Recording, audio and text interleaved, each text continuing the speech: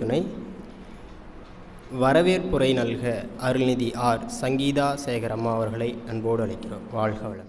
விருந்தினை சிறப்பாக தொகுத்து வழங்கி கொண்டிருக்கும் பூபாலன் ஐயா அவர்களை வாழ்க வளமுடன் வாழ்க வளமுடன் என்று கூறி வரவேற்கிறோம். அடுத்ததாக இறைவணக்கம் குரு வணக்கம் பாடிய சேகர் ஐயா அவர்களை வாழ்க வளமுடன் வாழ்க வளமுடன் என்று வாழ்த்தி வரவேற்கிறோம்.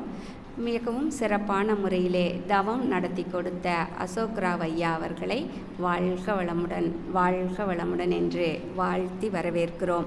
இன்றைய முக்கிய நிகழ்வாகிய சிறப்பு சிந்தனை விருந்தை அளிப்பதற்காக ஈரோட்டிலிருந்து பேராசிரியர் ஆர் பரிபூரணம் அம்மா அவர்கள் வந்திருக்கிறாங்க. அவங்க குடும்ப அமைதிக்கு பெண்களின் பங்கு என்ற தலைப்பிலே சிந்தனை விருந்தை அளிக்க இருக்கிறார்கள். அம்மா அவர்களை நம் அனைவரின் சார்பாகவும் பவானி அறிவு திருக்கோயிலின் சார்பாகவும் வாழ்க வளமுடன் வாழ்க வளமுடன் என்று வாழ்த்தி வரவேற்கிறோம். நிறைவாக நன்றி உரை வழங்க இருக்கும் கலைச்செல்வி அம்மா அவர்களை வாழ்க வளமுடன் வாழ்க வளமுடன் என்று வாழ்த்தி வரவேற்கிறோம். மேலும் இந்த சிந்தனை விருந்தை கேட்டு மகிழ வருகை புரிந்திருக்கக்கூடிய இருபால் மெய் அன்பர்களையும் பவானி அறிவு திருக்கோயிலின் சார்பாக வாழ்க வளமுடன் வாழ்க வளமுடன் என்று வாழ்த்தி வரவேற்கிறோம். வாழ்க குருவே துணை. இன்று நம் அனைவருக்கும் குடும்ப அமைதிக்கு பெண்களின் பங்கு என்ற தலைப்பில் நம் அனைவரையும் சிந்திக்க வைக்க வந்துள்ள அம்மா அவர்களை பற்றிய சிறு குறிப்புங்க. அம்மா அவங்க ஆர் பரிபூர்ணம் அம்மா அவர்கள் ஈரோடு. இவங்க நம்ம யோகாவில் டிப்ளமோ பிஏ எம்ஏ முடிச்சிருக்காங்க. பிஏ எம்ஏ ஸ்டூடெண்ட்டுக்கெல்லாம் ரொம்ப அருமையாக கிளாஸ் நடத்துவாங்க. அது மட்டும் இல்லாத நம்மளுடைய மனவளக்கலையில் பேராசிரியராக இருக்கிறாங்க. கிட்டத்தட்ட 25 வருஷத்துக்கு மேலே நம்மளுடைய மனவளக்கலையில் தொண்டாற்றிட்டு இருக்கிறாங்க. அது மட்டும் இல்லாமல் ஜோதிடத்துறையில் 12 வருஷத்துக்கு மேலே அனுபவம் மிக்கவர். பல பள்ளி கல்லூரி மனவளக்கலை மன்றங்களுக்கெல்லாம் இந்த மனவளக்கலை பயிற்சி, அதாவது அறிமுக வகுப்பு, அகத்தாய்வு, காயகல்பம், டிப்ளமோ கோர்ஸ், இது மாதிரியான வகுப்பெல்லாம் மிகவும் சிறந்த முறையில் நடத்திட்டு இருக்கிறாங்க. அது மட்டும் இல்லாமல் பல சிந்தனை விருந்து, அதாவது எல்லாரும் சிந்திக்கிற வகையில் மிகவும் சிறப்பாக சிந்தனையை கொடுக்கறதுல அம்மா அவங்க வல்லவர்னே சொல்லலாம். இப்படிப்பட்ட பல புகழுக்கு சொந்தக்காரரான அம்மா அவர்களை இன்று நம் அனைவருக்கும் குடும்ப அமைதிக்கு பெண்களின் பங்கு என்ற தலைப்பில் நம்மை சிந்திக்க வைக்க வந்துள்ள அம்மா அவர்களை பவானி அறிவு திருக்கோயிலின் சார்பாக மீண்டும் ஒரு முறை வாழ்க வளமுடன் வாழ்க வளமுடன் என்று வாழ்த்தி வரவேற்கிறோம். வாழ்க வளமுடன் வாழ்க வளமுடன். உன்னிலை நான் நடங்க, என்னுள்ளே நீ விளங்க, உனது தன்மைகள் மிளிர, எனது உள்ளம் தூய்மை பெறுவேன். குருவே சரணம். இருபால் மெய் அன்பர்களுக்கு மாலை வணக்கமும் வாழ்த்துக்களும். வாழ்க வளமுடன். இன்றைக்கி கூட்டம் நிறையா இருக்குது. பரவாயில்ல, கூட்டம் இல்லைனாலும் பரவாயில்ல, எல்லாம் மீடியாவில் பார்ப்பாங்கள்ல. இங்கே ஜோதிடத்துறையில் பாலாஜி ஹாசன் ஒருத்தர் உலக ஜோதிடர், எல்லாருக்குமே தெரியும், உலகம் ஊராகும். அவர் என்ன பண்ணுவார்னா கடைசியாக தான் பேசுவார். நைட்டு 10 மணிக்கு மேலே தான் பேசுவார். வேறு யாருமே இல்லாட்டாலும் பரவாயில்லைம்பார். உலகம் என்ன பார்க்குதில்ல அப்படிம்பார். அது மாதிரி பவானி அறிவு திருக்கோயிலில் கூட்டம் இல்லைனாலும் மீடியா இருக்கிறனால மீடியாவில் பார்த்துக்கலாம் அப்படின்ட்டு தான் நிறைய பேர் இப்போ வர்றதில்லை. இல்லைன்னா ஃபஸ்ட்டெல்லாம் சபை நிறைஞ்சிருக்கும்.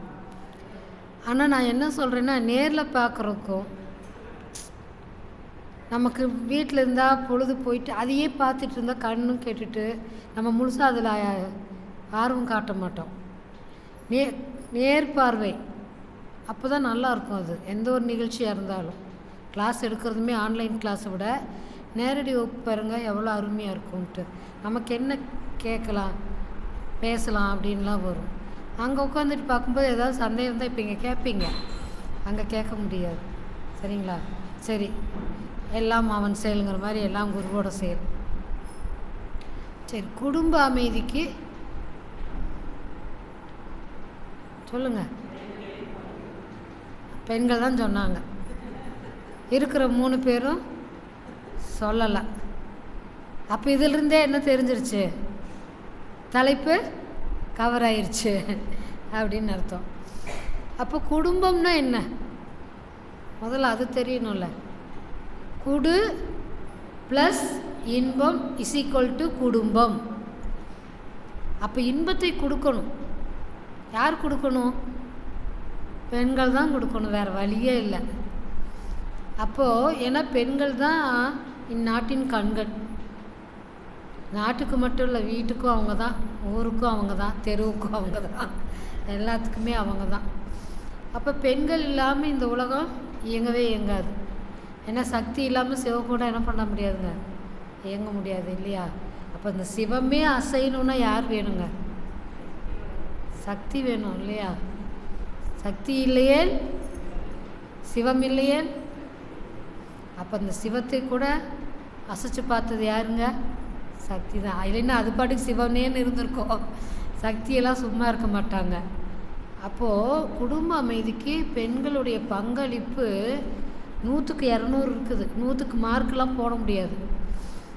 ஏன்னா நல்லது ஒரு குடும்பம் பல்கலைக்கழகம் அப்படி நடத்தி கொண்டு போகிற பாங்கு யார்கிட்ட இருக்குது? பெண்கள்கிட்ட தான். அப்போ அந்த பெண்கள் தான் என்ன பண்ணுவாங்க? குடும்பத்தில் அமைதியை நிலைநிறுத்தணும். அப்போ இல்லதன் இல்லவள் மாண்பானால் உள்ளதன் இல்லவள் மானா கடையினர் வள்ளுவர். அப்போது இல்லதன் அப்படின்னா இல்லவள்னு சொன்னால் இல்லத்தை ஆளக்கூடியவள். அப்போ இல்லத்தில் ஒரு ஆண் இருக்கிறாங்க, ஆனால் அந்த வீட்டில் ஒரு பெண் இருந்துச்சுன்னா தான் அந்த இல்லத்தையே சிறப்பாக கொண்டு போக முடியும். அப்போ அது இல்லத்தை ஆளக்கூடிய பாங்கு அப்படின்னா பெண்கள்கிட்ட இருக்கிறனால அதனால் இல்லாள் அப்படின்னாரு. அப்போ அந்த இல்லாள் இருந்துச்சு அப்படின்னா தான் அந்த இல்லமே சிறக்கும், இல்லைன்னா சிறக்காது. எத்தனை பேர் நம்ம நிறைய அனுபவத்தில் பார்த்து தான் இருக்கிறோம். ஒரு கணவன் மனைவி இருக்கிற குடும்பத்துக்கும் வெறும் கணவன் மட்டும் இருக்கக்கூடிய குடும்பத்தில் எப்படி இருக்கும்? ஒரு விளக்கேற்றுறதுக்கு பெண் வேணும்னு சொல்கிறாங்கல்ல, ஆண் விளக்கேற்றுறதுல சிறப்பா பெண் தான். எந்த ஒரு எவ்வளோ பெரிய நிகழ்ச்சி நடந்தாலும் யார் விளக்கேற்ற சொல்கிறாங்க? பெண்களை தான் கூப்பிட்டு விளக்க சொல்கிறாங்க. ஏன்னா ஆண்கள் விளக்கேற்றக்கூடாது அப்படின்னு சொல்லிட்டு பெண்களுக்கு தான் அங்கேயும் முக்கியத்துவம் தர்றாங்க. அவங்க முடிவிரிச்சு போட்டிருந்தாலும் பரவாயில்ல, இப்போல்லாம் என்ன பண்ணுறாங்க? விளக்கேற்ற சொல்லிடுறாங்க.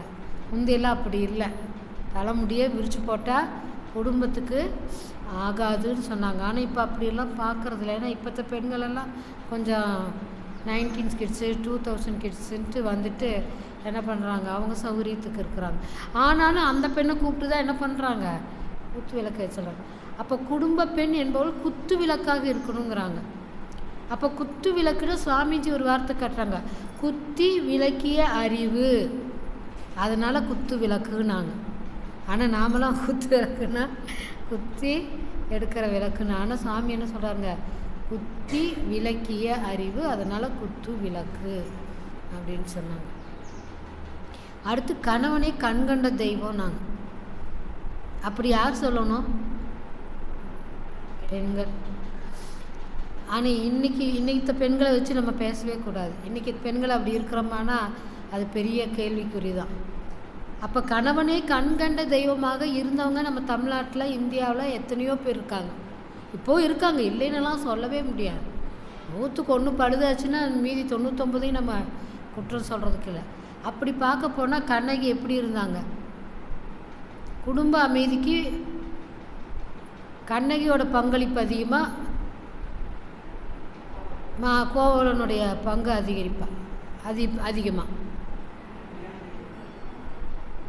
கண்ணகி இல்லையா? அப்போ கோவலன் போய் மாதவியோடு சேர்ந்து அங்கேயே குடித்தனம் பண்ணுறான்னு தெரிஞ்சும் கூட அந்த குடும்பத்தை விட்டு விலகாமல் வருவான், கண்டிப்பாக வந்துடுவான் அப்படிங்கிற ஒரு நம்பிக்கையோட அந்த அப்பா வீட்டுக்கும் போகலை, காத்திருந்தாங்களா இல்லையா?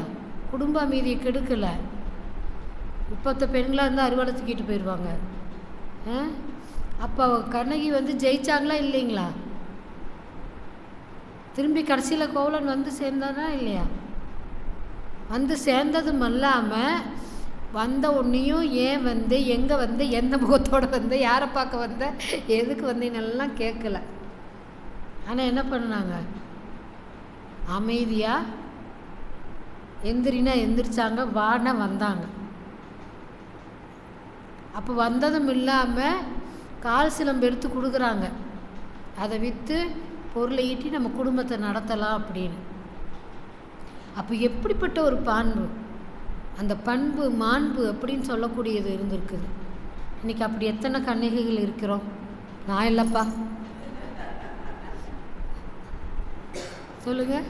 இன்றைக்கி இருக்க முடியுமா? முடியாது. ஏன்னா நமக்கெல்லாம் அந்த அளவுக்கு பக்குவம் கிடையாது. அது பக்குவப்பட்ட மனது, அதனால் அவங்க வச்சுருந்தாங்க. யோசிச்சு பாருங்க. அப்போது அப்படிப்பட்ட கண்ணகி வாழ்ந்த பூமியில் தான் நம்மளும் வாழ்கிறோம். ஏன் அதே மனப்பாங்கு நமக்கு வரக்கூடாது? வரும்ல, வரும். ஆனால் இன்றைக்கி நடைமுறைக்கு வராது. ஏன்னா இன்றைக்கி கல்ச்சரே மாற்றிக்கிட்டோம். கல்ச்சர் மாற்றிக்கிட்டதுனால நம்ம என்ன சொல்லிகிட்ருக்குறோங்க? இப்படி சொல்லிகிட்ருக்குறோம். அப்போ இல்லவள் அப்படிங்கிறது அந்த இல்லத்தில் இருந்துட்டான்னா அந்த இல்லத்தில் இல்லாத ஒன்றுமே இல்லைங்கிறார் வள்ளுவர். அப்போ அந்த இல்லவள் இருந்தானா எப்படி இருக்கணும்னா குணவதியாக இருக்கணுங்கிறார். அப்படிப்பட்ட குணவதி இருந்துட்டால் அந்த குடும்பத்தில் இல்லைங்கிறதுக்கு எதுவுமே இல்லைங்கிறாங்க. இதையே மூதுரையிலே என்ன சொல்கிறாங்கன்னா, இல்லால் அகத்திருக்க, இல்லாது ஒன்றுமில்லைங்கிறாங்க. என்ன வார்த்தை பாருங்கள்! இல்லால் அகத்திருக்க, இல்லாது ஒன்றும் இல்லை. இல்லாலும் இல்லாலே ஆமாயின் இல்லாலும் வழி கிடந்த மாற்றம் முறைக்கின் அவ்வில் புலி கிடந்த தூராய் விடும் அப்படிங்கிறாங்க. அப்படின்னா என்ன சொல்கிறாருன்னா, இல்லால் அகத்தில் இருந்தான்னா அந்த இல்லத்தில் இல்லாதது எதுவுமே இல்லை, எல்லாமே இருக்குது. ஆனால் அப்படி இல்லை, மாறி அமைஞ்சிருச்சு அப்படின்னு சொன்னால் புதருக்குள் பதுங்கி கிடந்த புலி போல. புலி பதுங்கி இருந்தால் என்ன பண்ணுங்க? எப்போ வேணாலும் பாயும். இந்த பாருங்க, யோசிச்சு பாருங்க. கேட்குமான்னு தெரில, அது பாட்டுக்கு வேலை செய்யுமா? ஓகே. அப்போது பெண்கள் குணவதியாக இருக்கணும். பெண்கள் குணவதியாக அமைஞ்சிட்டுன்னா அந்த குடும்பம் எப்படி இருக்குங்க? சிறப்பாக இருக்கும். அப்போ குணம் நாடி குற்றம் நாடி அவற்றுள் மிகை நாடி மிக்க கொள்ளல்ங்கிறாரு. அப்போ குணம் எதுன்னு நல்ல குணவதி அமைஞ்சிருச்சுன்னா அந்த அப்படிப்பட்ட குணவதி அமைஞ்ச வீட்டில் அந்த கணவன் எப்படி இருக்கணும்? அடுத்த வார்த்தை சொல்கிறாரு. ஏன்னா பெண்களுக்கு மட்டும் இல்லை, கணவர்களுக்கும் உண்டு. அப்போ ஒரு நல்ல குணவதி குடும்பத்தில் அமைஞ்சிருச்சு அப்படின்னு சொன்னால் அந்த குணவதியோட கணவன் இல்வாழ்வான் என்பான் இயல்படை மூவர்க்கு நல்லாற்றின் நின்ற துணைங்கிறார். அப்போ இல்வாழ்வான் என்பான் இயல்புடைய மூவருக்கு நல்லாற்றினா கணவனுக்கு மட்டும் இல்லை, மனைவிக்கும் அந்த பாங்கு பொருந்தும். அப்போ கணவன் அப்படிங்கிற தன்னுடைய வாழ்க்கை துணை, தன்னுடைய பெற்றோர்கள், தன்னுடைய குழந்தைகளை எப்படி அரவணைத்து பாதுகாக்கிறாங்களோ அதே போல தான் இந்த பூந்த வீட்டுக்கு வந்த பெண்ணும் என்ன பண்ணணுங்க? தன் கணவனையும் தன் கணவனை பெற்றெடுத்தவர்களையும் தன் குழந்தைகளையும் என்ன பண்ணணுங்க? 3 பேரையும் அரவணைத்து செல்ல வேண்டும். அதனால பெண்களுக்கு இன்னொரு பேர் இருக்குது. என்ன பேருங்க? தெரியும், ஆனால் தெரியாது. குடும்ப அமைதிக்கு சாமி கொடுத்துருப்பார்.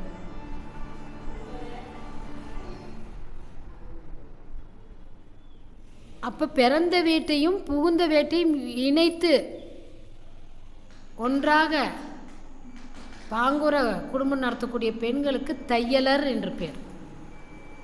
தெரியும், இங்கே வந்துச்சு, இங்கே வரல. அப்போ தையலர் அப்படின்னு சொன்னால் இணைக்கிறது. ஒரு துணி இன்னொரு துணியோடு சேர்த்து தையல் போடுறாங்க இல்லையா? அதனால பெண்களுக்கு என்ன பேருங்க? தையலர். அப்போ 2 குடும்பத்தையும் இணைச்சு பாலம் போல நடத்தி கொண்டு வரக்கூடிய பாங்கு. அப்போ கணவன் மனைவிக்குள்ளே என்ன இருக்கணுங்கன்னா அன்பும் மரமும் இருக்கணும்.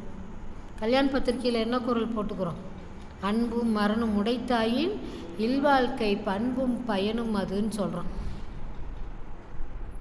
அப்போ அந்த பெண் எதுக்கு அந்த குரல் கொடுக்குறாங்கன்னா,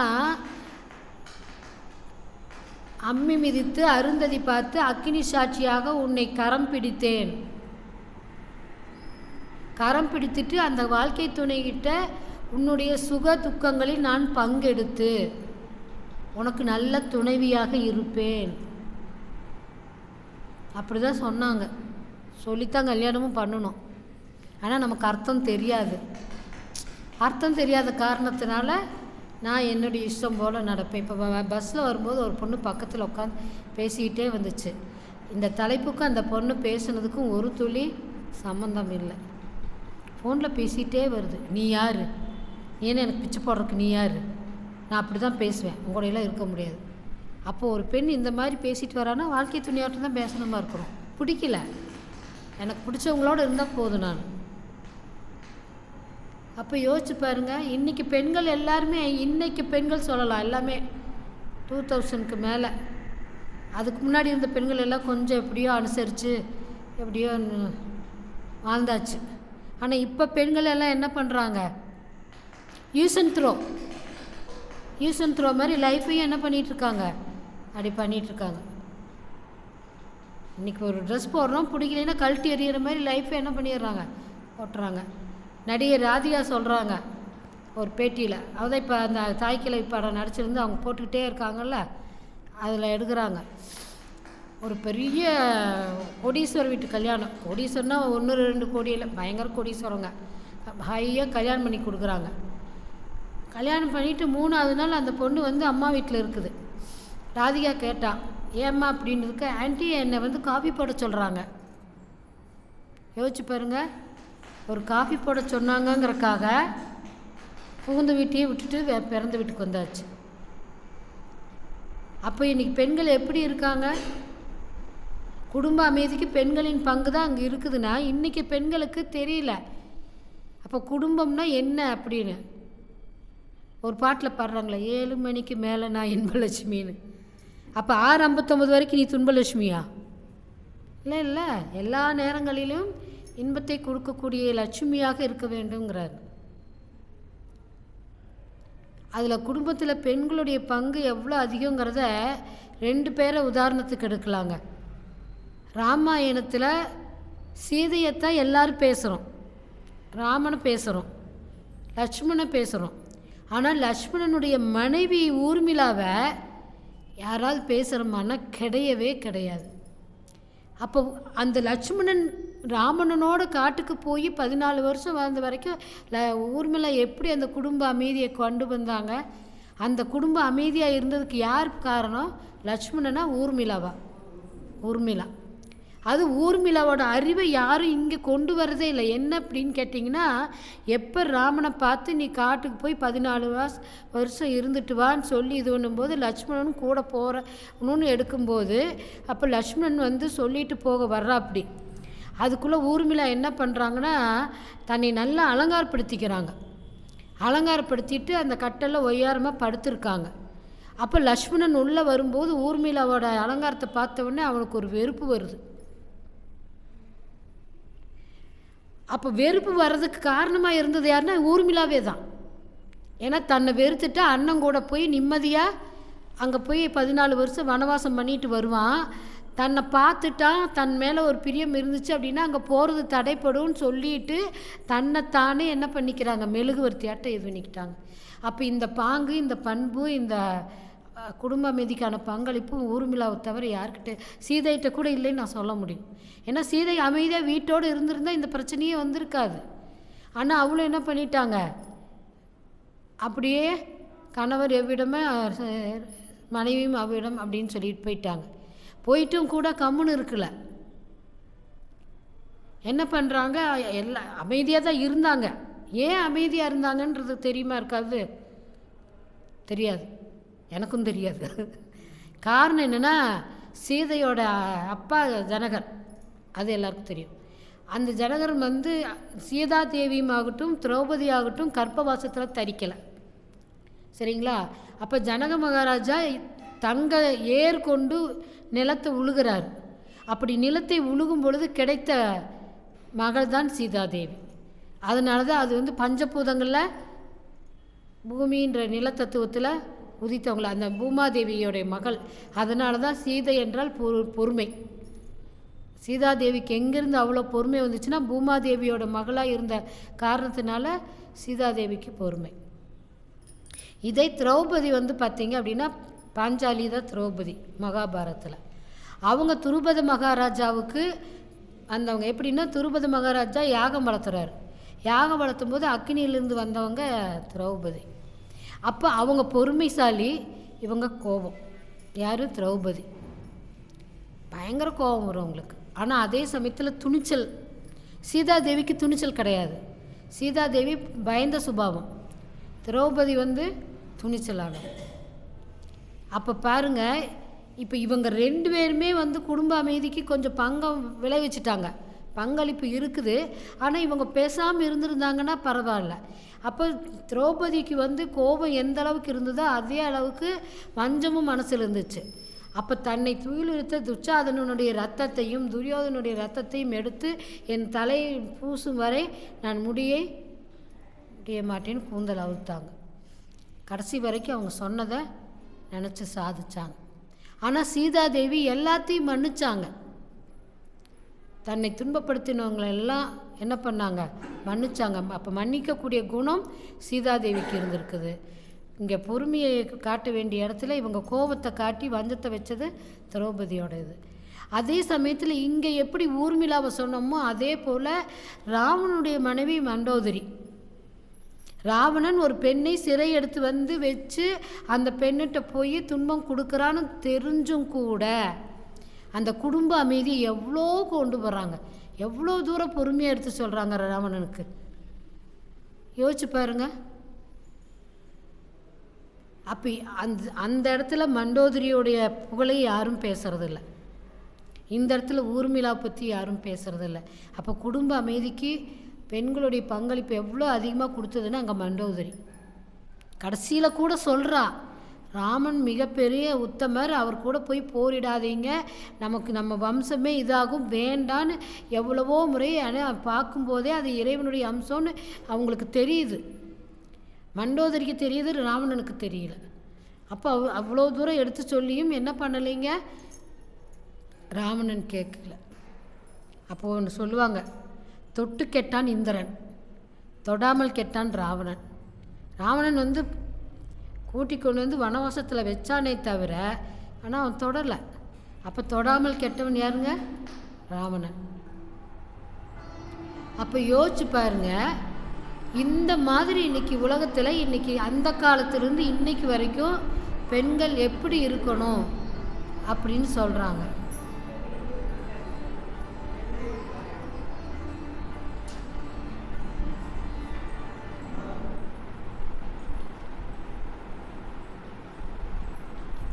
என்னாச்சு? இன்றைக்கி ஏகப்பட்ட இடைஞ்சல்கள் வருகிறது.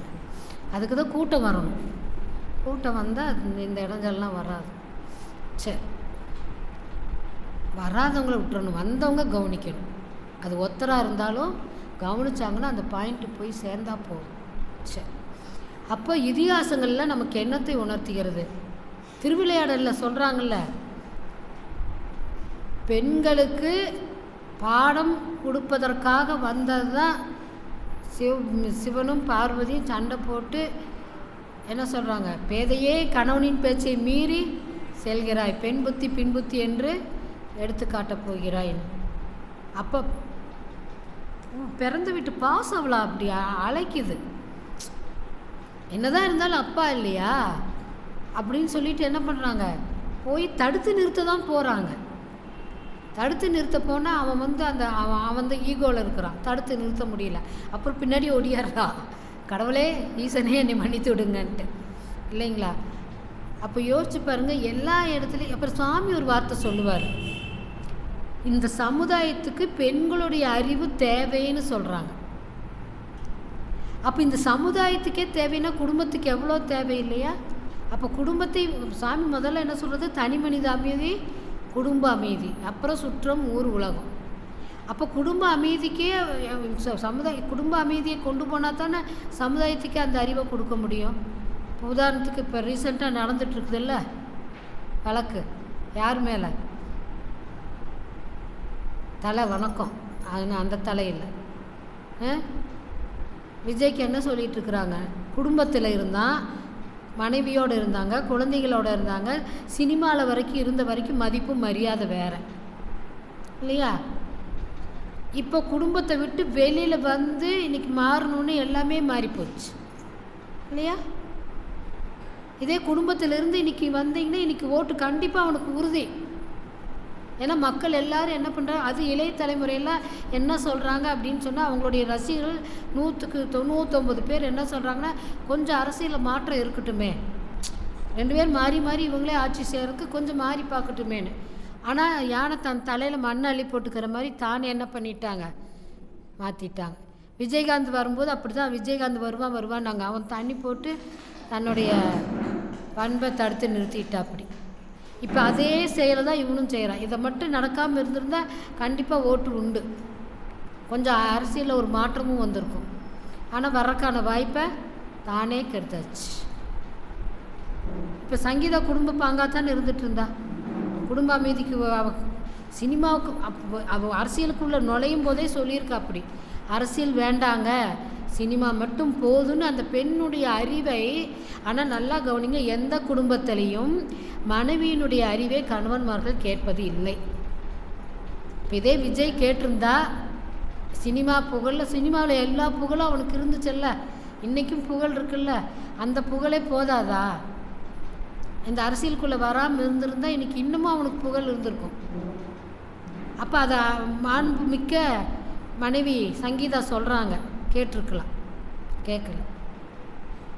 கேட்டிருந்தா தான் தலையெழுத்தே மாறி இருக்குது. சரி, இப்போ பெண்களுடைய அறிவு 3 வகையில் இருக்கணும். எப்படி அப்படின்னா, சிந்தனை, சிக்கனம், சீர்திருத்தம். எல்லா பெண்களுக்கான அந்த சிக்கனம் கொஞ்சம் இருக்குது, ஆண்களுக்கு சிக்கனம் இருக்காது. அது இயற்கையாகவே நம்ம பார்த்துருக்குறோம்.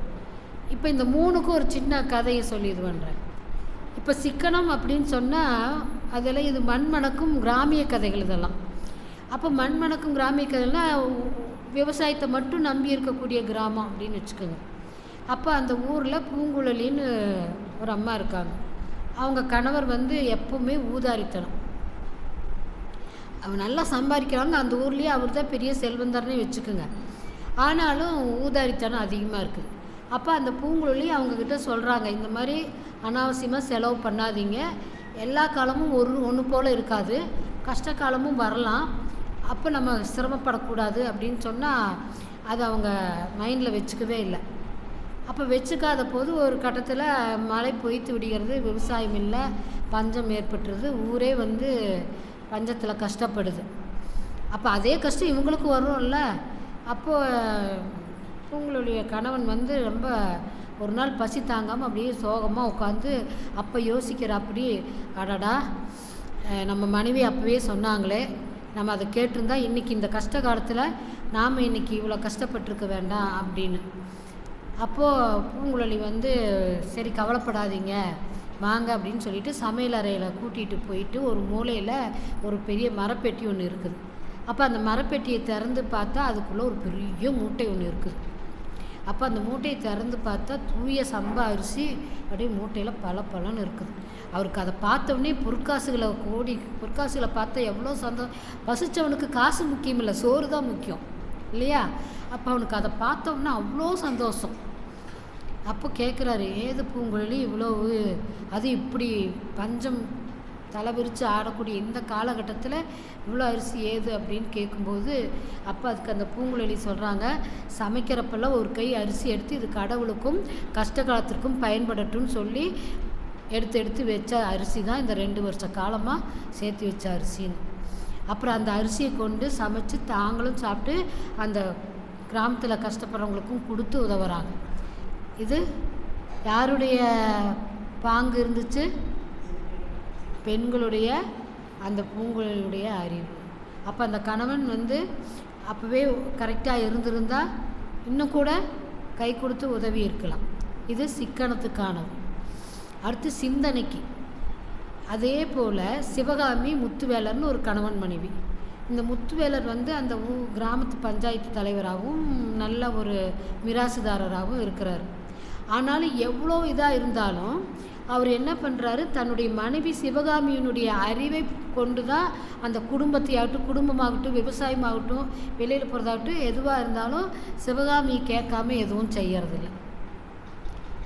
அப்போ அவரும் வந்து என்ன பண்ணுறாரு, ஊருக்கு தன்னால் முடிஞ்ச உதவியெல்லாம் செஞ்சுக்கிட்டு இருக்கிறாரு.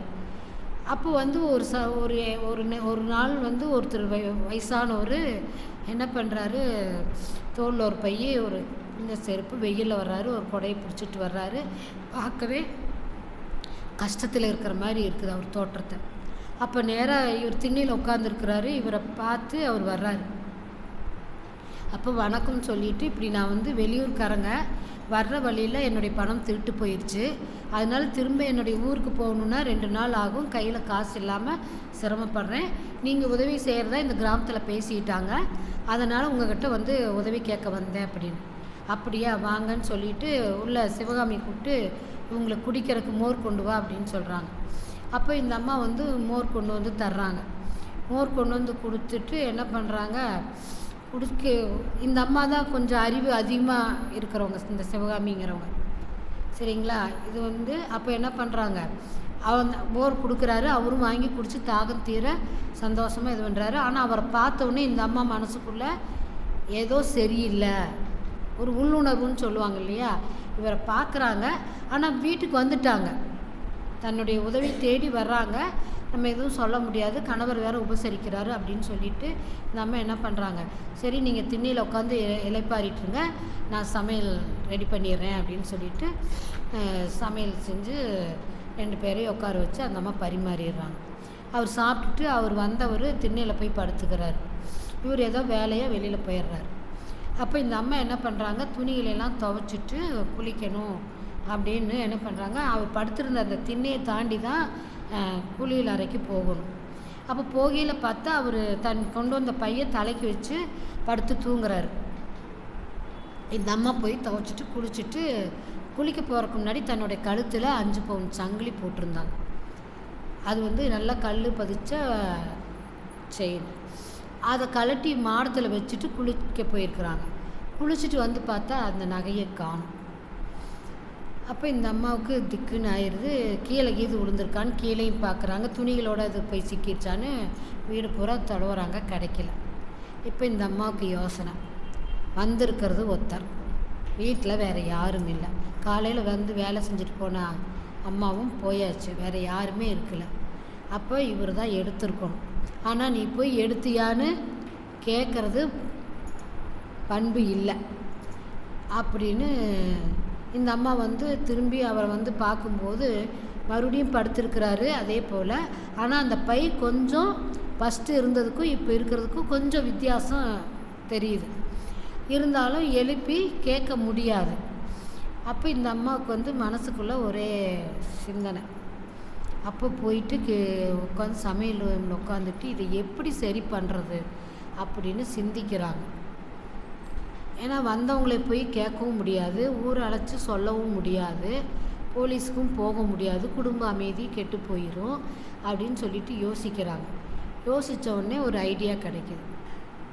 அப்போ ஐடியா கிடச்ச உடனே சரி அந்த ஐடியாவை நம்ம கரெக்ட் பண்ணி எப்படியாவது ஒழுங்கு பண்ணிடுவோம் அப்படின்னு மனசுக்குள்ளே ஒரு தெளிவு கிடைக்குது.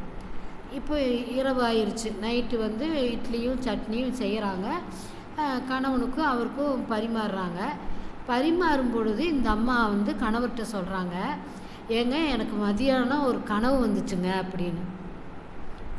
என்ன கனவு அப்படின்னு கணவர் கேட்குறாரு. இப்படி நம்மளுடைய குலதெய்வம் காளியம்மன் வந்து உங்கள்கிட்ட இருக்கக்கூடிய நகையை பத்திரமா வச்சுக்கோ, அது வந்து காலங்காலமாக நம்ம குடும்ப விளக்கா, அது வந்து குடும்ப சொத்தாக வந்து பராமரிச்சுட்டு வரதும் இல்லாமல் அதை வச்சு பூஜையும் பண்ணிட்டு வருவாங்க, அதனால் அதை பத்திரமா வச்சுக்கோ அப்படின்னு. அப்படி பத்திரமா இல்லைன்னா அது யார் எடுத்தாலும் அந்த எடுத்தவங்களுக்கு உடம்பு பூரா தடிச்சு போயிடும், பலவிதமான துன்பமும் வந்துடும், அதனால் நீ அதை பாங்காக வச்சுக்கோன்னு சொல்லிட்டு போச்சுங்க அப்படின்னு சொன்னோடனே, அப்படியா, அப்படிப்பட்ட சிறப்பு வாய்ந்த நகையா? ஆமாங்க, அப்படிப்பட்ட சிறப்பு வாய்ந்த நகையை என் தங்கச்சி ஒரு முறை கூட வாங்கி போட்டு பார்த்தா, போட்டு உடனேயுமே கொஞ்ச நேரத்தில் கழுத்தில் எல்லாம் தடிப்பாக வந்துடுச்சுன்னு அவள் பயந்துட்டு கழட்டி என் கையில் கொடுத்துட்டா. ஆனால் இன்றைக்கி நான் குளிக்க போகையில் அதை கழட்டி வச்சுட்டு குளிச்சுட்டு வந்து பார்த்தேன், காணோங்க அப்படின்னு. நீ என்ன சொல்கிறேன்னு யாருக்குமே இருந்தாலும் ஒரு அதிர்ச்சி வருமா இல்லைங்களா? அப்போ கேட்டவுடனே என்னன்னு தெரில, தேடி பார்த்தேன், கிடைக்கல. வந்திருக்கிறவர் நம்ம வீட்டுக்கு விருந்தாளி, அவர் பார்க்குறக்கு ரொம்ப நல்லவராக இருக்கிறாரு, அதனால் அவர் எடுத்திருக்க மாட்டார்.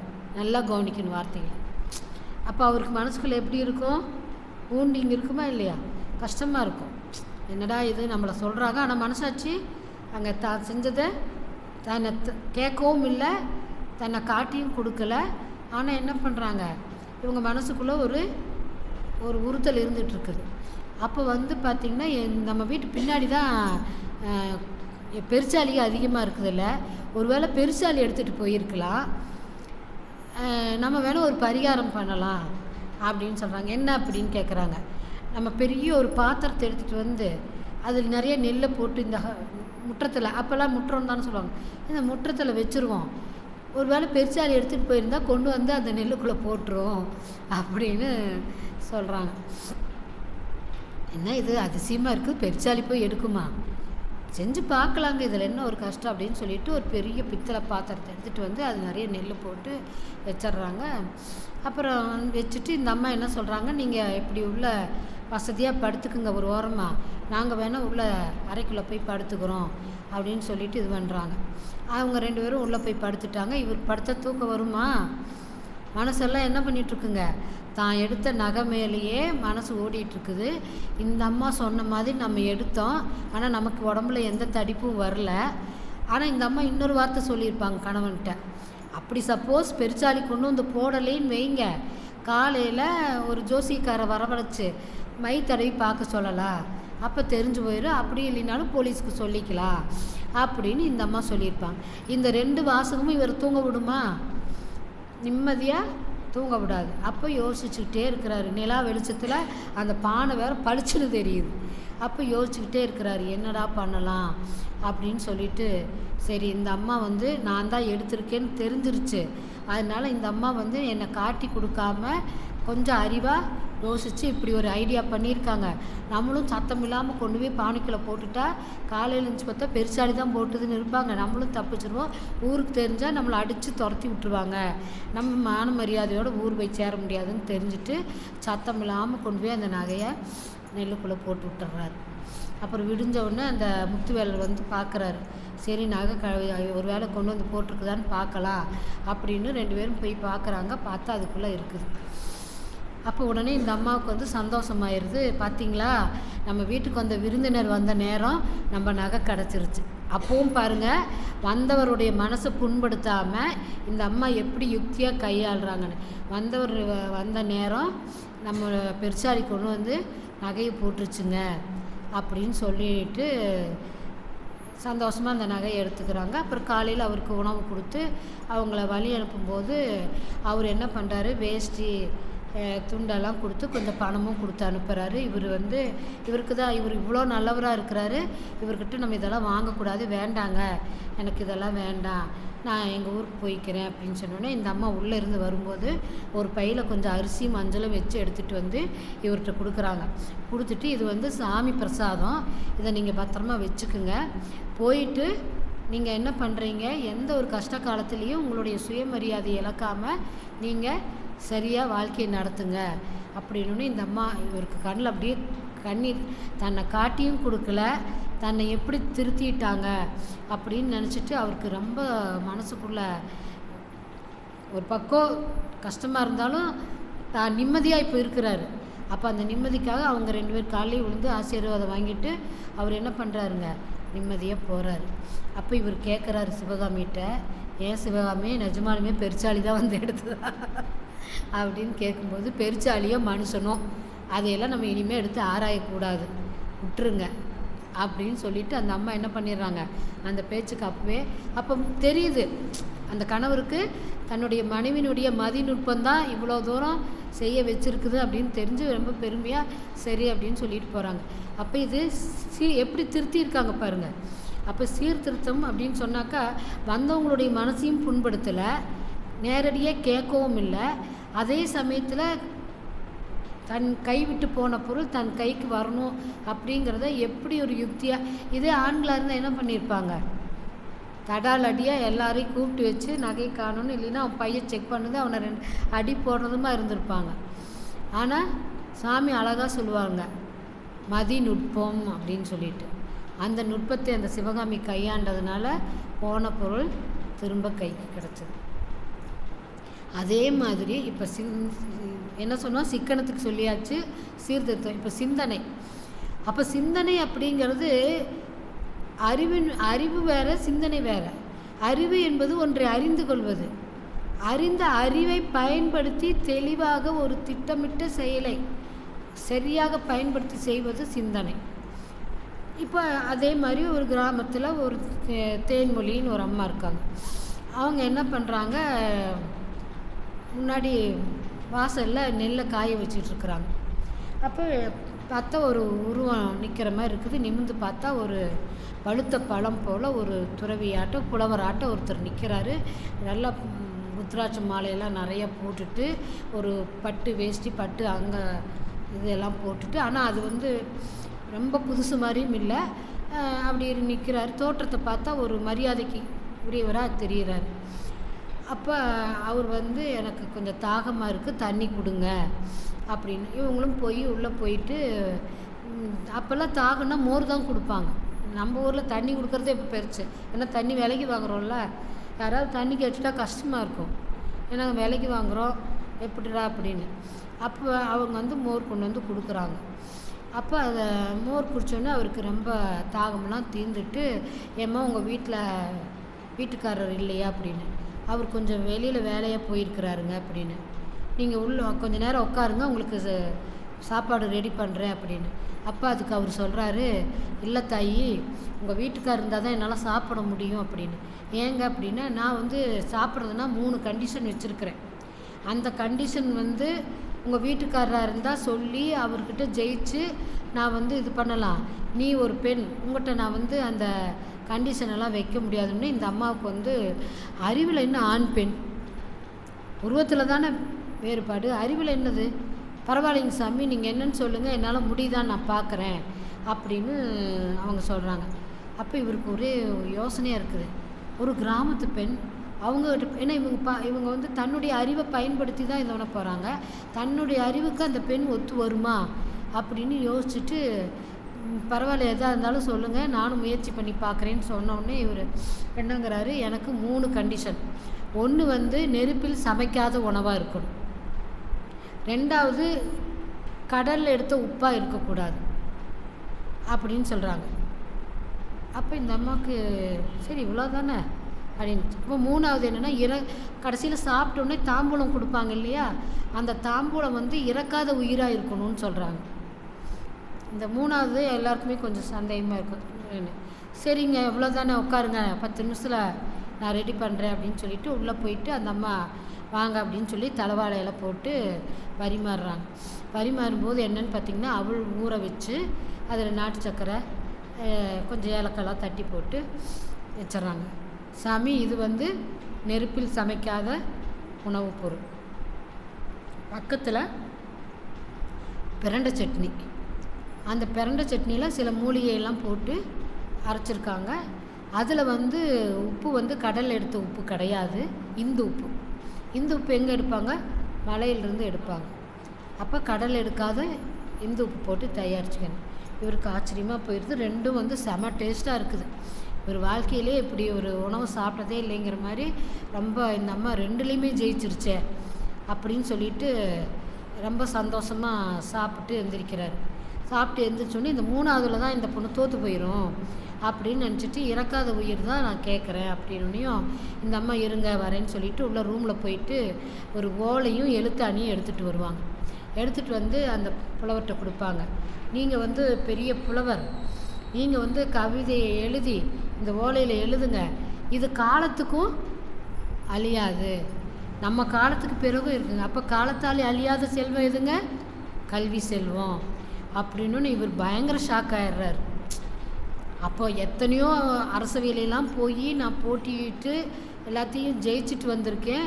ஆனால் ஒரு கிராமத்து பெண்கிட்ட போய் தோத்தது முதல் முறை. இருந்தாலும் எனக்கு அது பெருமையும் சந்தோஷத்தையும் கொடுக்குது அப்படின்னு சொல்லிட்டு அதை எழுதி நீங்களே வச்சுக்குங்க, அது உங்கள் காலத்துக்கு அப்புறமும் மக்களுக்கு காலத்துக்கும் அது பயன்படும் அப்படின்னோன்னையும்.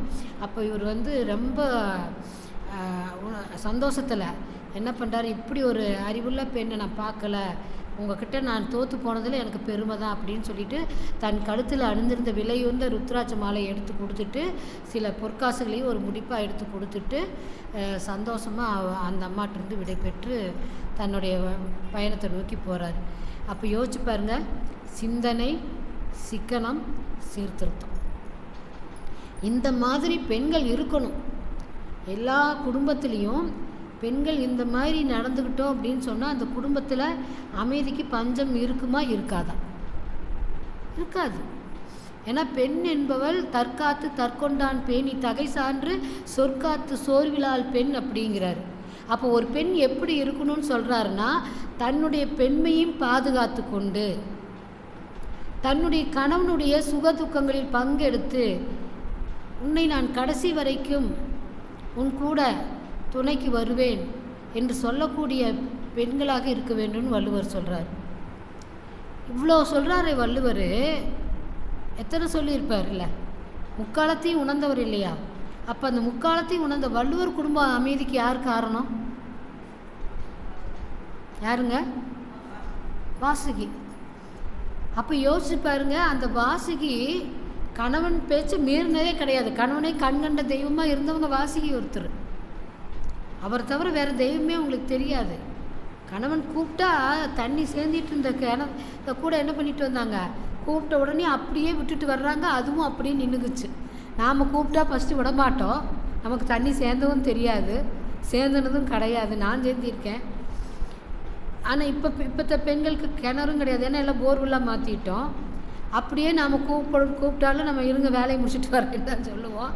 அப்படியே விட்டுட்டு வந்தாலும் அது தொப்புன்னு கிணத்துக்குள்ளே தான் விடுவோம். அப்போ எவ்வளோ ஒரு பதிபக்தியாக இருந்திருப்பாங்க இல்லைங்க? அப்போ யோசிச்சு பாருங்க, அப்படிப்பட்ட வாசுகி மரணப்படுக்கையில் இருக்காங்க. அப்போ வள்ளுவர் கேட்குறாரு, நீ இது வரைக்கும் என்கிட்ட எதுவுமே கேட்டதில்லை, இப்போ ஏதாவது உனக்கு தேவையா, ஏதாவது கேளு அப்படிங்கிறாரு. எனக்கு ஒரே ஒரு கேள்வி தாங்க, அதுக்கு மட்டும் பதில் தெரிஞ்சால் போதும் அப்படின்னு. தினமும் சாப்பிடும்போது ஒரு ஊசியும் ஒரு தேங்காய் முடியில் தண்ணியும் வைக்க சொல்லுவீங்களே, அது எதுக்கு அப்படின்னு.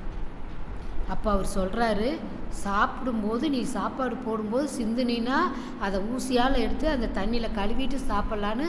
ஆனால் நீ ஒரு நாள் கூட சாப்பாடு சிந்தனது இல்லை, சிந்தாமல் சிதறாமல் குடித்தனம் நடத்தியிருக்கிறாங்க.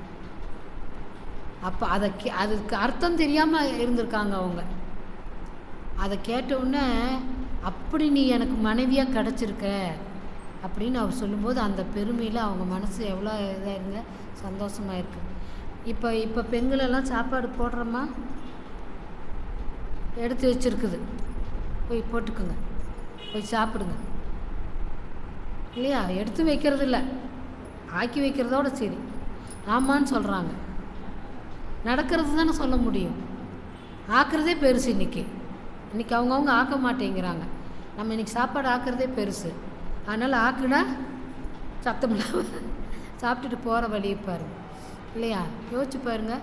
அப்போ இன்றைக்கி பெண்களுடைய பங்களிப்பு கொஞ்சம் குறைஞ்சி போயிடுச்சு, அதை நம்ம ஒத்துக்கிட்டு தான் ஆகணும்.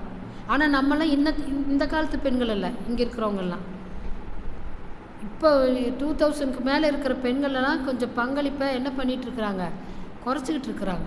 அப்போ அதை மாறணுன்னா அதுக்கு சொல்லி கொடுக்குறது யார்? நாம் தான். அப்போ நாம் சொல்லி கொடுக்கணும் வரக்கூடிய பெண்களுக்கு. குடும்பம்னா என்ன, வாழ்க்கை என்றால் 1000 இருக்கும், வாசல் தோறும் வேதனை இருக்கும் அப்படின்னு சொல்லணும். குடும்பம்னா இப்படி தான், சிக்கல் இல்லாத குடும்பம் உலகத்தில் பார்க்கவே முடியாது. கவலை இல்லாத மனிதர்களையும் பார்க்க முடியாது. கணவன் மனைவினா பிரச்சனை வரதான் செய்யும், ஈகோ இருக்க தான் செய்யும். அப்போ ஈகோ இருந்துச்சு அப்படின்னு சொன்னால் அப்போ அந்த குடும்பத்துக்குள்ளே என்ன இருக்காதுங்க, நிம்மதி இருக்காது.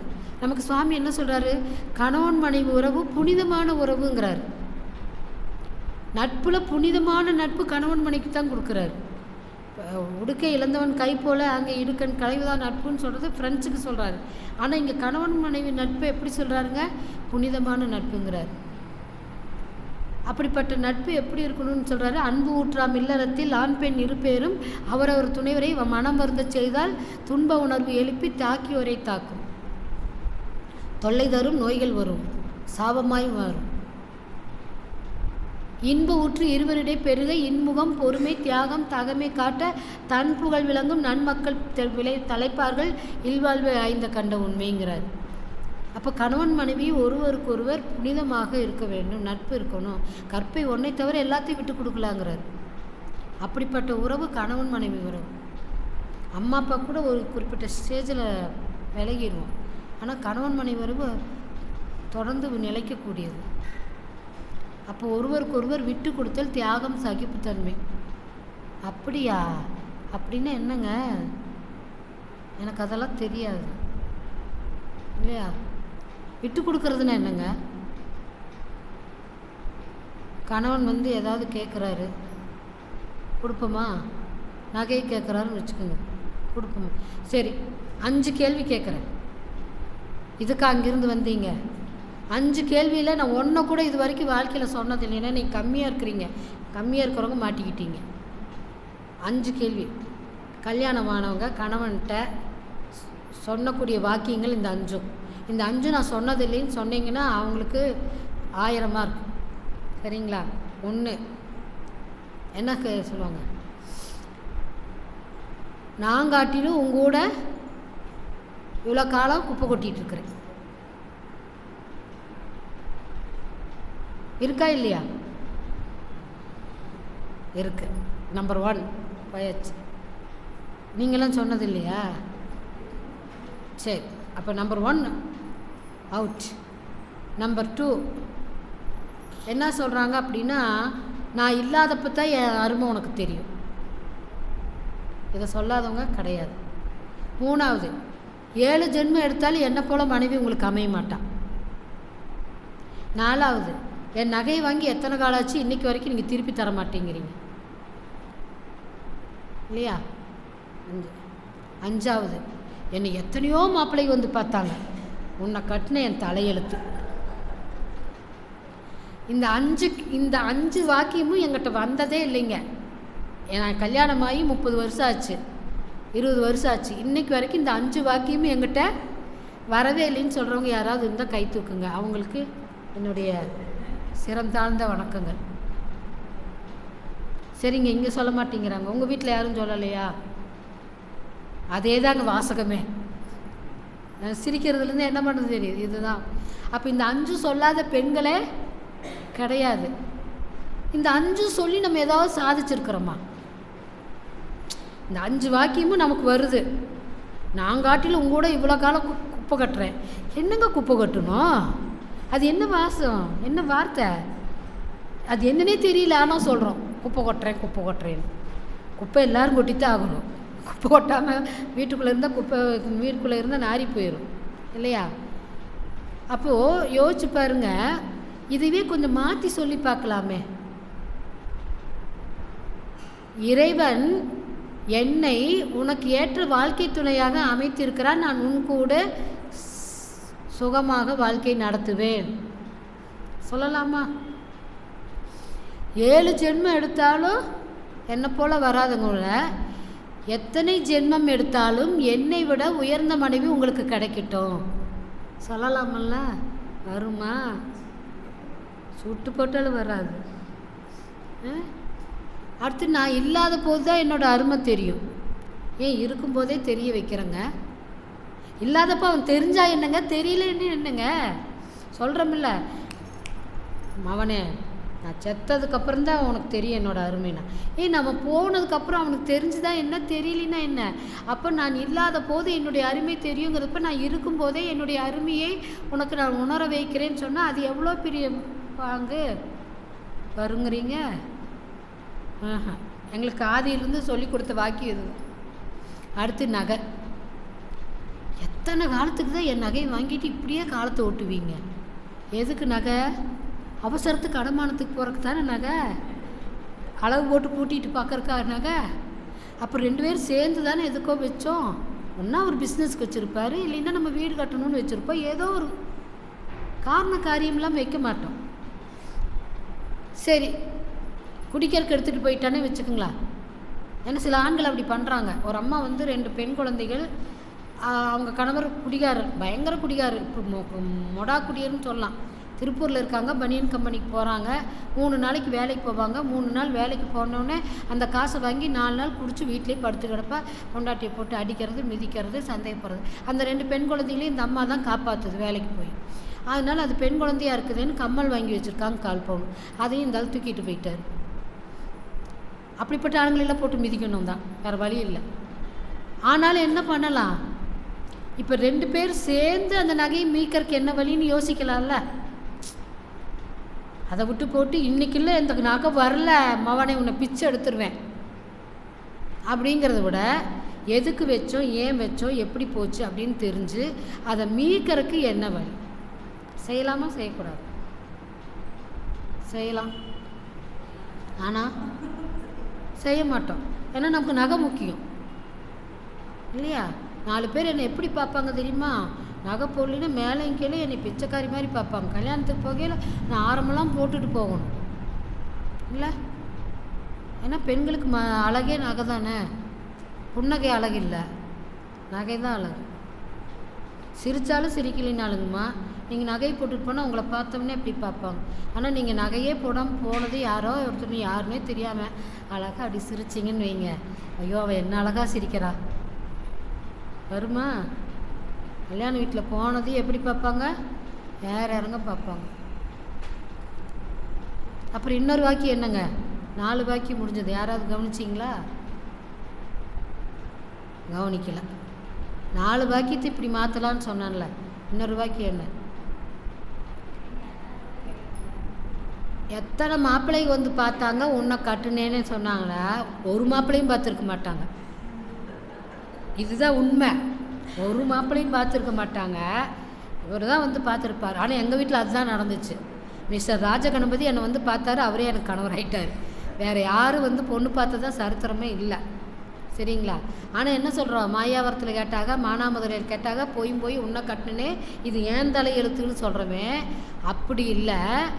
எத்தனை பேர் வந்து பார்த்தாலும் நீங்கள் அமையணும்னு எனக்கு இறைவன் கொடுத்த வரோம். நீங்கள் அமைஞ்சது எனக்கு ரொம்ப சந்தோஷம், நன்றின்னு சொன்னால் அது எப்படி இருக்கும்? சாமி ஒரே வார்த்தை சொல்கிறாரா இல்லையா? என்னுடைய கர்மாவை தீர்க்க வந்தது தான் வாழ்க்கை துணைன்னு தெரிஞ்சப்புறமாவது மாற்றிக்கிட்டோமா? சாமி நமக்கு சொல்லி கொடுத்துட்டார்ல, நம்மளுடைய கர்மவினை தீர்க்க வந்தது தான் வாழ்க்கை துணைன்னு தெரிஞ்ச பிறகு நன்றி கடவுளே, நன்றி கணவரே, உங்களுக்கு நன்றி. என்னுடைய கர்மாவையெல்லாம் கழிக்க நீங்கள் ஒரு உருவமாக எனக்கு வந்து சேர்ந்துருக்கீங்களே அப்படின்னு நன்றி சொல்லியிருந்தா எவ்வளோ நல்லாயிருக்கும். சொல்லியிருப்போங்கிறீங்க. என்னைக்காவது வீட்டுக்காரர் பார்த்து நீங்கள் எனக்கு கணவனாக வாச்சதுக்கு நான் கொடுத்து வச்ச புண்ணியவதிங்க சொல்லவோ? சொல்லவே மாட்டோம். நீங்கள் அப்படியெல்லாம் கற்பனை பண்ணிடாதீங்க. ஏன்னா நாங்களாம் இந்த காலத்து பெண்கள், கண்ணகி வாழ்ந்த காலத்தில் வாழ்ந்த பெண்கள் அல்ல. ஆனாலும் மனசுக்குள்ளே இருக்கும், வெளியில் சொல்ல மாட்டோம். ஏன்னா ஈகோ வந்துடும். அதனால் மனசுக்குள்ளே வச்சுருப்போம். இப்போது நான் சொல்கிறேன், எங்கள் வீட்டுக்காரர் இல்லாமல் இப்போ என்னால் வாழ முடியாது. ஏன்னா இப்போ வந்து என்ன பண்ணுறாருன்னா, எங்கேனாலும் கொண்டு வந்து விட்டுட்டு கூட்டிகிட்டு போகிறது. இப்போ எனக்கு அவர் தேவைன்னு படுது. எனக்கு கோபம் வர்றப்ப, வெறுப்பு வர்றப்பெல்லாம் எப்படி இருக்கும் அப்படின்னு இருக்கும். ஆனால் இப்போ தேவை புரிஞ்சிருச்சு, அவசியம் புரிஞ்சிருச்சு. இப்போ அவர் இல்லாமல் நான் இல்லை அப்படிங்கிற மாதிரி. அப்போ அவருடைய தேவை சேவை எனக்கு தேவையாக இருக்குது. அப்போ இப்போ இப்போ யோசிச்சு பாருங்கள், ஒரு ஏஜுக்கு மேலே ஒரு கணவன் மனைவிக்கு அவங்க 2 பேரும் தான் ஆதரவு. குழந்தைங்க ஆதரவு கிடையாது. குழந்தைங்கெல்லாம் இது கொடுத்தா தான். ஆனால் ஒரு குறிப்பிட்ட வயசுக்கு மேலே கணவனுக்கும் மனைவிக்கும் அது எதிர்பார்ப்பு இருக்காது. மனைவிக்கு கணவனுடைய அன்பும் கணவனுக்கு மனைவியோடைய அன்பும் தான். அப்போ தான் வந்து என்ன ஆகுதுங்க, ஈருடல் ஓர் உயிர் போல. என் நண்பே, என் ஆருயிரே அப்படின்னு. அப்போ தேவை தெரியுது. அப்பாடா, கடவுள் வேதாத்திரி மகிழ்ச்சிக்கு ஒரு நன்றி சொல்லணும் புரிய வச்சாரல்ல. அது வரைக்கும் நமக்கு அப்போல்லாம் இள ரத்தம், நீயா நானான்னு சண்டை போட்டுட்டு இருந்தோம். இப்போ கொஞ்சம் மாறிட்டோம்ல, வயசாயிடுச்சுல்ல. இப்போ தெரியுது, ஆஹா நீங்கள் இல்லாமல் என் வாழ்க்கை இல்லை இல்லையா? அப்போ இப்போ என்ன பண்ணணும், தினமும் பாதத்தை தொட்டு அத்தான் என் அத்தான் அப்படின்னு சொல்லி பாதத்தை தொட்டு கும்பிட்டுட்டு படுக்கணும். பெண்களுக்கெல்லாம் காசு வேணும்னா கணவருடைய பாதத்தை பிடிச்சி விடுங்க, லட்சுமி கடாட்சம் வரும். எப்படி வரும்னு சொல்லுங்க பார்க்கலாம். கணவனுடைய பாதத்தை பிடிச்சா லட்சுமி வரும்னு சொல்கிறேன். எப்படி வரும்? நீங்கள் இன்றைக்கி நைட்டு போய் சொல்லணும். கல்யாணம் ஆச்சு என்னன்னு தெரியல, நான் பாட்டுக்கு பேசிகிட்டு இருக்கேன். எப்படி வரும்னு தெரியுங்களா? திருப்பார்கடலில் ஸ்ரீரங்கநாதர் பள்ளி கொண்டு இருக்கிறாரு. அவர் கால்கடியில் யார் இருக்காங்க? லக்ஷ்மி. என்ன பண்ணிகிட்ருக்காங்க? பாதத்தை பிடிச்சி விட்றாங்க. அந்த மாதிரி போய் கணவனுடைய பாதத்தை டெய்லி நைட்டு கால் பிடிச்சி விட்டீங்கன்னா மகாலட்சுமி உங்ககிட்ட வாசம் செய்வாங்க. இவங்களை போய் காலை பிடிக்கிறதாவது, காலை வாரி விடாமல் இருந்தால் பத்தாதா? செஞ்சு பாருங்க.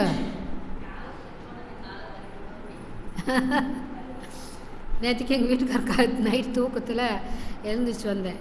கால் பிடிச்சி விடு, கால் வலிக்குதுன்னாரு. சரி கால் உடனே தான் இந்த டைலாக் சொல்கிறோமே சரின்னு கால் அமுத்தி விட்டேன். அப்புறம் விடிஞ்சு ஒரு 10 மணி 11 மணிக்கே சொன்னேன், இன்னும் கால் அமுத்தி விட்டால் காசு வரும். நாங்கள் அதை 200 ரூபா கொடுத்ததில்ல. சமைக்கிறதுக்கு கடலை எண்ணெய் தீர்ந்துருச்சு, அதனால் 200 ரூபா கொடுத்து எண்ணெய் வாங்கிக்கோனாரு. நான் என்ன சொன்னேன், காலை பிடிச்சி விட்டா காசு வரும்னாங்களே, எங்கே வந்துச்சுங்க? அதான் 200 ரூபா வந்துச்சு இல்லைங்கிறாரு. அப்போ உனக்கு 200 ரூபாய்க்கு பணமாட்டு தெரியலையா? வந்துச்சு இல்லை? அது மாதிரி பிடிச்சி விட்டு பாருங்கள், உங்களுக்கு ஒரு 2000 கூட வரலாம். சரிங்களா? யாருக்கு அமைப்பு இருக்குதோ அவ்வளோ வரலாம். ஆனால் அது சாஸ்வதமான உண்மை, அது சாஸ்வதமான உண்மை.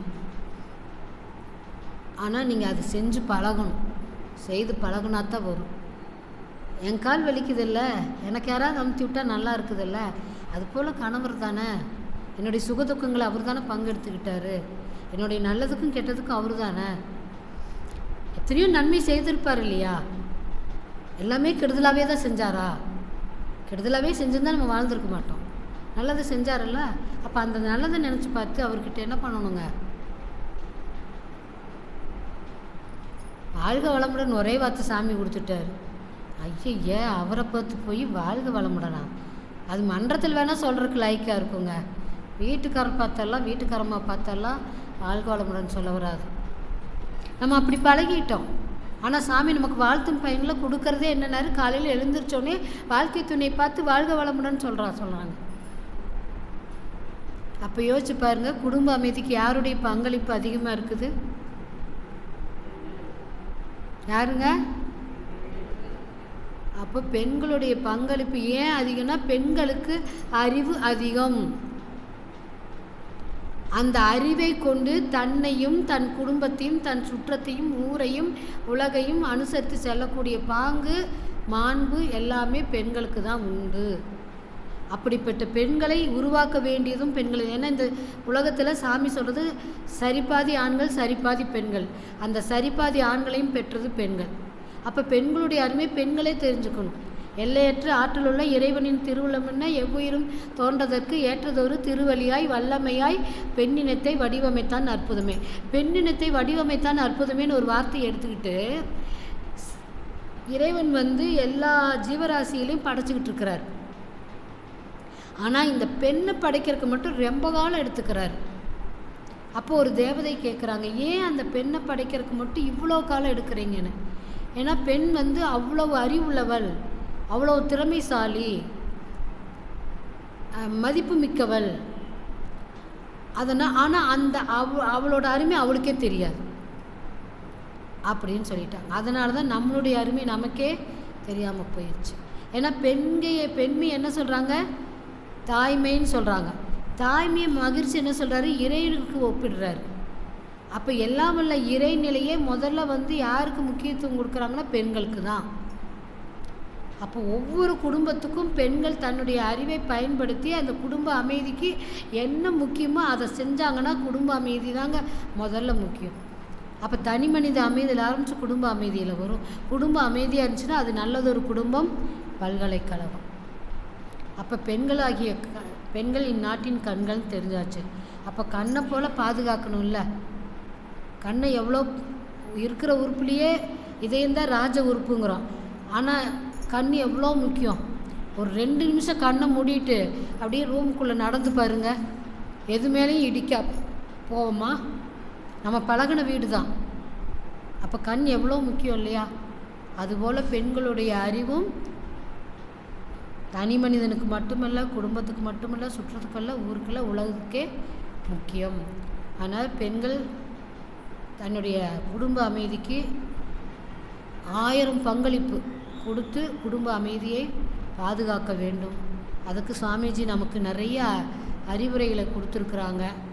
அந்த அறிவுரைகளை பின்பற்றி நாமும் நம் குடும்பத்தை சிறப்பாக நடத்தி மற்றவர்களுடைய குடும்பத்தையும் சிறப்பாக நடத்துறதுக்கு ஒரு வழிகாட்டியாக.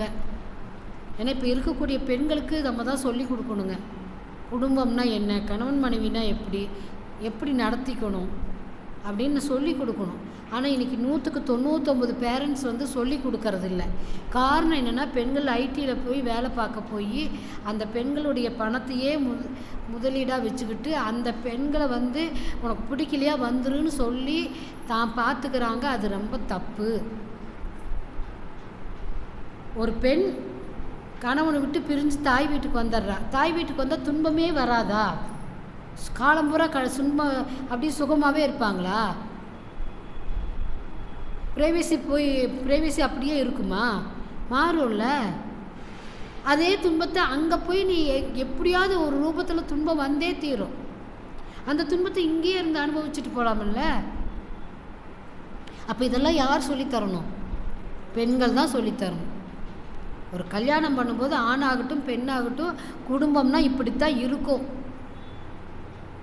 நம்ம தான் அட்ஜஸ்ட் பண்ணி போயாகணும்.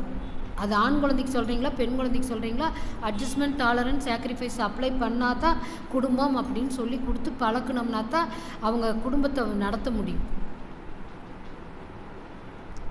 அப்போ யோசித்து செயல்படுத்த வேண்டிய பண்பு, பாங்கு, அறிவு யாருக்குன்னா பெண்களுக்கு தான்.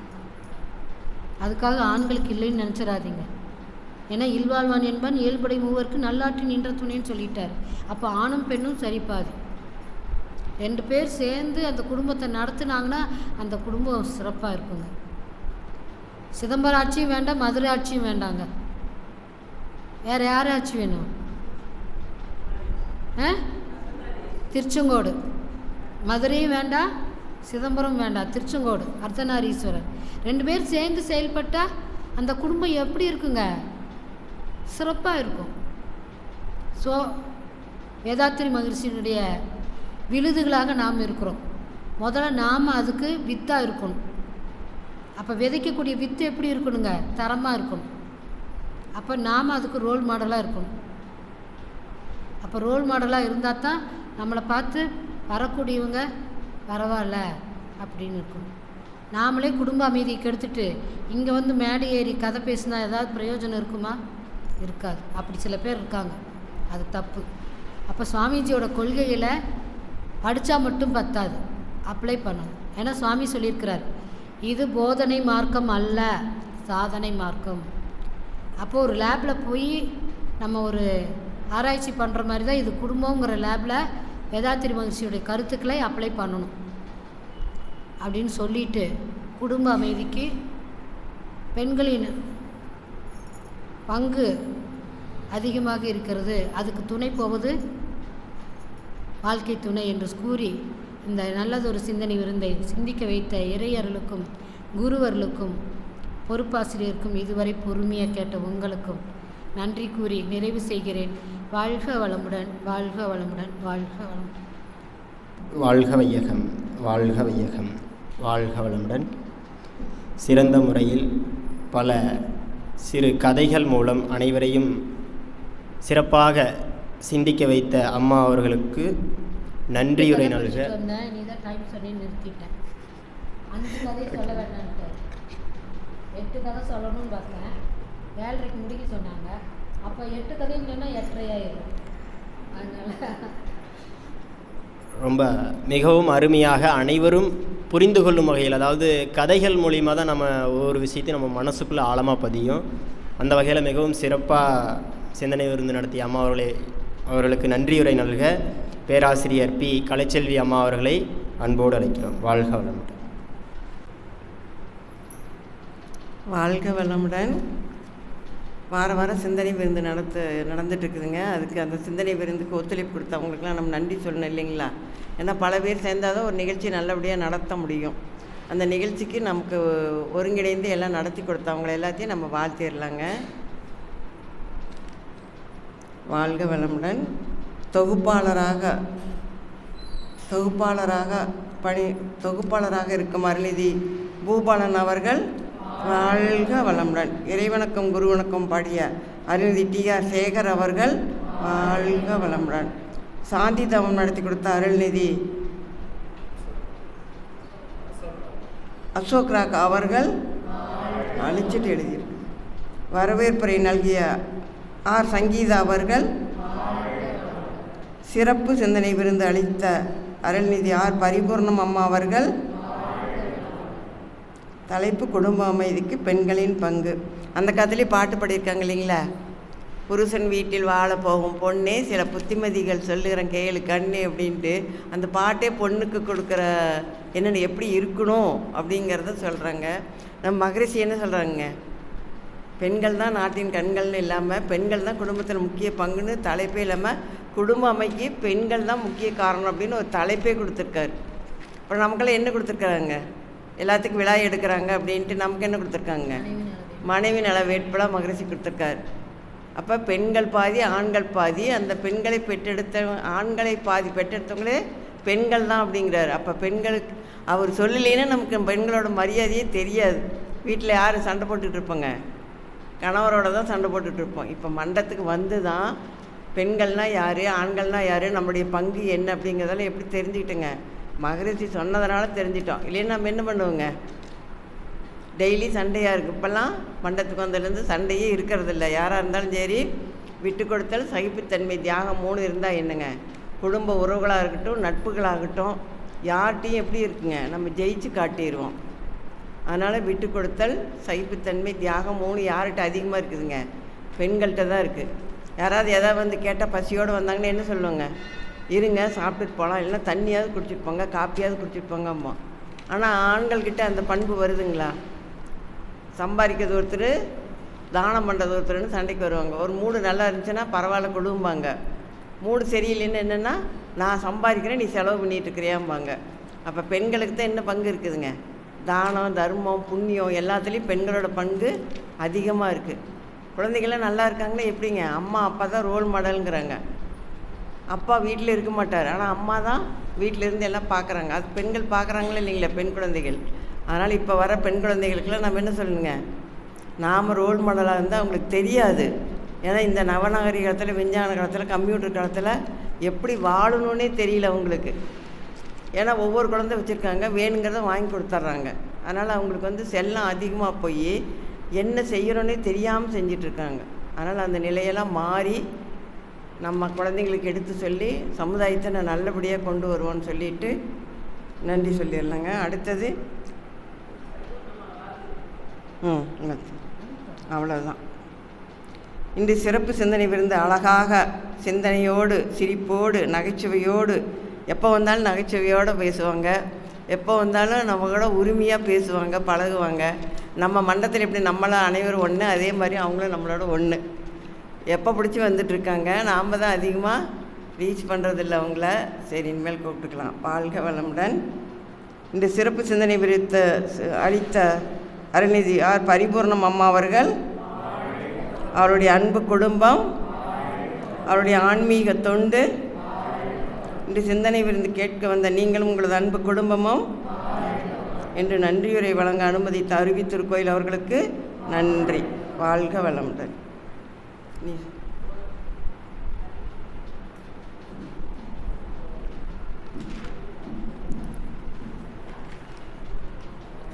வாழ்க வளமுடன். அறிவிப்புங்க. நாளை மறுநாள் முதல்நிலை அகத்தாய்வு நடைபெற இருக்குது. அறிமுக வகுப்பு முடித்த அன்பர்கள் பக்கத்தில் இருந்தாங்கன்னு நாம் தெரியப்படுத்தலாங்க. அதுபோல் வருகின்ற புதன்கிழமை 25ஆம் தேதி மாலை 4 to 8 காய்கள் பயிற்சி இருக்குதுங்க. 14 வயசுக்கு மேலே இருக்கிறவங்களுக்கு நம்ம மன்றத்தில் காய்கள் பயிற்சி நடக்குதுங்கிறத நாம் தெரியப்படுத்தலாம். வாழ்க வளமுடன். அதுபோல் இன்றைக்கு 20ஆம் தேதி அறிமுக வகுப்பு ஸ்டார்ட் ஆகிருக்குது. Evening 6 to 8 batch. தெரிஞ்சவங்க இருந்தால் கொஞ்சம் இன்ஃபார்ம் பண்ணலாம். ஏன்னா நாளைக்கு ஒரு நாள் அவங்க கலந்துக்கிறதுக்கு வாய்ப்பு இருக்குது. நாளைக்கு வந்து கலந்துக்கிட்டாங்கன்னா நாளையிலேருந்து 11 நாள் அட்டன் பண்ணிக்கலாம். வாழ்க வளமுடன். அனைவரும் சேர்ந்து உலக நல வாழ்த்து. உலகமெல்லாம் பருவமழை ஒத்தபடி பெய்யட்டும், உழவரெல்லாம் தானியத்தை உவப்புடனே பெருக்கட்டும், பல தொழில்கள் புரிகின்ற பாட்டாளி உயரட்டும், பகுத்துணர்வில் தொகுத்துணர்வு பண்பாட்டை உயர்த்தட்டும், கலகங்கள் போட்டி பகை கடந்தாட்சி நடக்கட்டும், கள்ளாமை கடன் வறுமை களங்கங்கள் மறையட்டும், நலவாழ்வை அளிக்கும் மெய் ஞான ஒளி வீசட்டும், நம் கடமை அறவாழ்வின் நாட்டத்தே